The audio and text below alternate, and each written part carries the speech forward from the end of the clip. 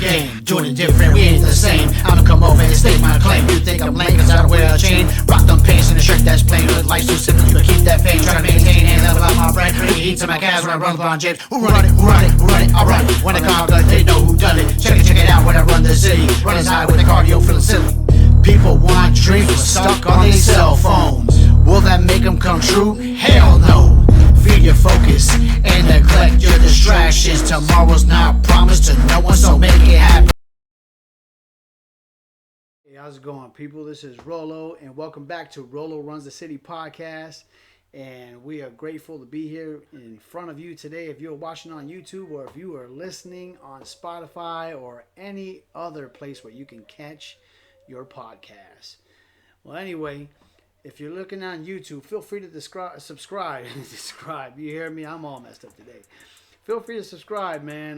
Go ahead and hit that notification button so then that way we can go ahead and drop them videos and they come right to you right away. Feel free if you want, man. Check me out, Twitter, Instagram, at Rolo Runs the City, just to see what kind of things I got going on. So then that way we can build this community together, man. Together we run the city. Anyway, we appreciate you being here. This is episode 3, and episode 3 is about holding yourself accountable. Now, this to me is very near and dear to my heart because as a kid growing up, I didn't really hold myself accountable. Finger pointed, did a whole bunch of stuff like that. And I mean, I've done this. This was how I was not only as a kid, but even going into adulthood because I didn't know any better. Okay, it takes a lot of self-reflection to go ahead and improve yourself. And I do recommend that everybody take a good look in the mirror and think, am I doing my job? Am I not doing my job? What can I improve on? Because we all have something we can improve on. But anyway, I'm simply going to start off with like, how can you expect your family or friends or anyone else who's gracing your presence to elevate their game if you're not being the prime example of someone who is rising to that next level? You know, you have plenty of people who are quick to judge and to criticize, but it's like, you're the leader of that situation. What are you doing? You know, and attitude is always reflected upon leadership. And if you're not being the leader that you need to be, that you're actually not holding yourself accountable, you can't expect anybody else to raise their game. It is what it is. You know, we've seen people on all over facets of life perform at a high level and raise all of their peers' performance at the same time. You know, they've risen their game and everybody else around them can do the same. Okay. Whether it's a meeting of the minds of Steve Jobs, Steve Wozniak at Apple, or Michael Jordan raising the game of Scottie Pippen, you know, you got to understand that there's levels to this, okay? And there could be a level of, you know, of pretty much being sedentary, not doing anything, and just hoping things are going to happen. Or you can put, you know, foot to behind and get some action going on and hoping that actually becomes infectious to the people around you and may want to raise their game. And you raising your game a little bit more will also allow them to do so as well because you're leading by example. Okay? You know, what I witnessed was squared away platoon sergeant holding himself in high regards and letting the effect trickle down to squad leaders and individual soldiers alike. I mean, I've seen that a lot when I was in the Army, where if you had a jacked up platoon sergeant, you better believe that platoon sergeant was going to have a jacked up squad. His platoon was just going to be all jacked up. Okay, we're talking about from the squad leaders to just the individual soldiers, you know. But I've noticed that when people had their things, you know, they had their stuff together and they were doing things, you know, very systematically and just had themselves squared away, that the effect trickles down. So it just goes to show you, you know, it doesn't only happen in sports. I mean, it can happen, you know, it can happen at the office. It can happen anywhere.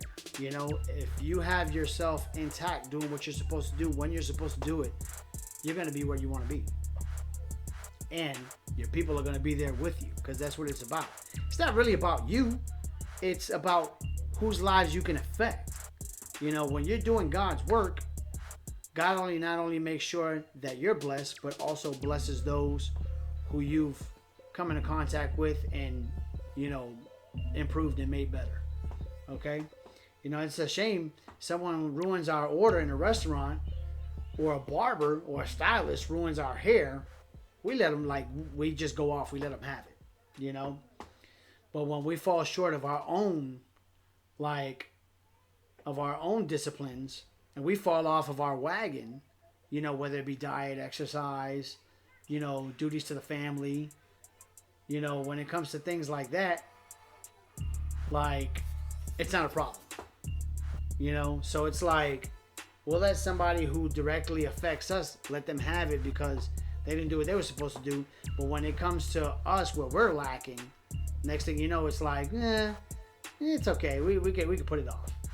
And we want to hold others accountable for what they aren't doing, but we want to turn the blind eye to our transgressions, which is like absolutely, I mean, that's utterly ridiculous, but in fact, it's reality. You know, we have to be accountable. That's what it comes down to, you know. And accountability allows you to be free. People don't understand that. They just think that they're gonna get in trouble, they're gonna lose their job, they're gonna lose their position, or whatever it is. They think being accountable is gonna actually equate to loss, and it's not. Okay. When we aren't accountable, we become a slave by ego. And remember what I said in season 2. Ego is no amigo. Okay? So the reason why I say that we become a slave to the ego is because this is this one thing that ego takes us to a certain pinnacle of our success. But it's funny because people are like, pinnacle, that's the top. Like, no, there's levels to this, man. Like, that's one thing I love. Kobe Bryant had this is an old school commercial he had. He talked about, you know, basically people reaching the pinnacle of success. And they're like, they thought they were the best, right? And then he's like, no, like, now you're entering the Kobe system, which is like going above the pinnacle, you know? But I truly believe that actually exists, because when people are like, man, I'm giving 100%, you'll hear people say, man, well, I'm giving 130%, which means that not only are they giving it their all, but they feel like they ain't got no more to give, but they're still trying to give anyway. You know, so I just think that the ego can only take us to a certain point of our careers, but at some point we just have to let that go. You know, you have to become a student again. You have to learn to listen, and you have to do everything that you can to not be enslaved by the ego. You know, so for me, I love it because I'm not going to be a slave to my ego. Like, I want to be free. So whenever I mess up, I'm like, nah, yeah, that was on me.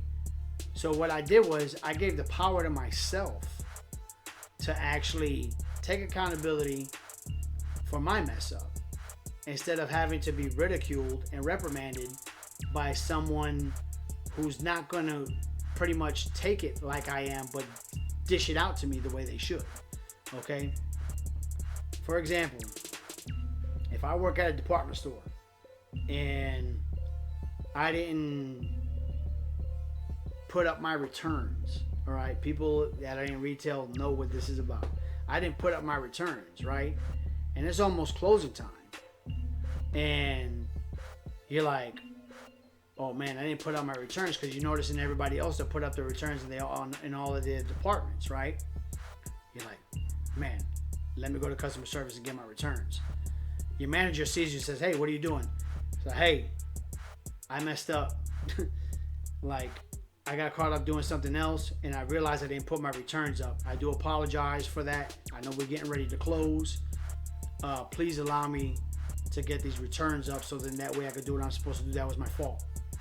You think that manager is going to go ahead and ridicule you when he sees that you are being your most harsh, that you are being your own harshest critic?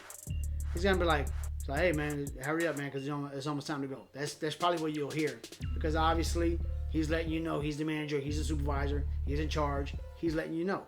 So it's like, all right, cool. He'll have a lot more respect for you as opposed to him having to call you up to customer service and say, hey man, you didn't take care of these returns. And then you come out of nowhere. And then you say, well, I didn't take care of the returns because you know, I was helping out so-and-so with something. And now you're just pointing the finger and you blaming it on one of your coworkers on why you didn't do your damn job. So, ego is no amigo, obviously. If you guys ain't seen that, definitely check out season 2. I got a whole bunch of good videos on there for you too. But I definitely just want to let you guys know, man, that be accountable, because when you're accountable, it allows you the freedom that you deserve. When you're not accountable and you're trying to shrug blame off to somebody else, understand what I'm telling you. You become a slave to the situation because you're scared of what the repercussions may be if you felt that if you took accountability.